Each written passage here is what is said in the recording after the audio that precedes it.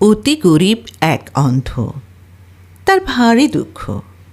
তার ঘরবাড়ি নাই, টাকা পয়সা নাই, ছেলেপিলে নাই, আর সে চোখে দেখতে পায় না। মনের দুঃখে অনেক কষ্টে তার দিন কাটে। একদিন স্বর্গ থেকে দেবদূত এসে বললেন, ওরে অন্ধ, তুই আর কাঁদিস নে, আমি তোকে বর দিতে এসেছি। তুই কি বর চাস আমায় বল। একটি মাত্র বর তুই পাবি, সুতরাং ভালো করে ভেবে চিনতে বলিস। অন্ধ কি বর চাইবে, ভেবেই পায় না। একবার বলতে চাই, আমার চোখে দৃষ্টি এনে দাও। আবার ভাবে, শুধু দৃষ্টি দিয়ে করব কি? বলি টাকা পয়সা দাও, কিংবা ঘর বাড়ি দাও। আবার তার মনে হলো, টাকা পয়সা ঘর বাড়ি বা কার জন্যে চাই?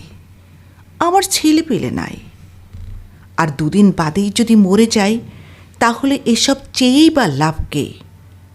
আর সব পেয়েও যদি মনের সুখটুকু না পাই, তাহলে তো সবই বৃথা।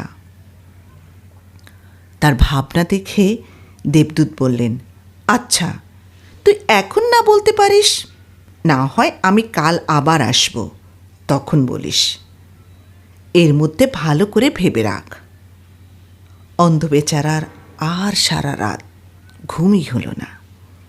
ভোরবেলা দেবদূত আবার ফিরে এসে বললেন, আমি এসেছি, এখন কি বর চাস বল।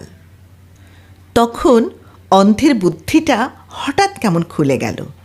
সে লাফিয়ে উঠে বলল, আমার খালি এই বড়দিন যে আমি যেন হাসতে হাসতে দেখে যেতে পারি যে আমার নাতি নাতনিরা চৌতলা বাড়িতে সোনার পালঙ্কে বসে আমার চারিদিকে খেলা করছে।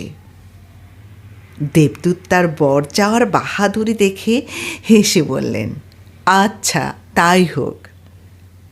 এক বরে অন্ধের ছেলেপিলে, ঘর বাড়ি, টাকা পয়সা, চোখের দৃষ্টি, অনেক বয়স আর মনের সুখ সবই নেওয়া হলো।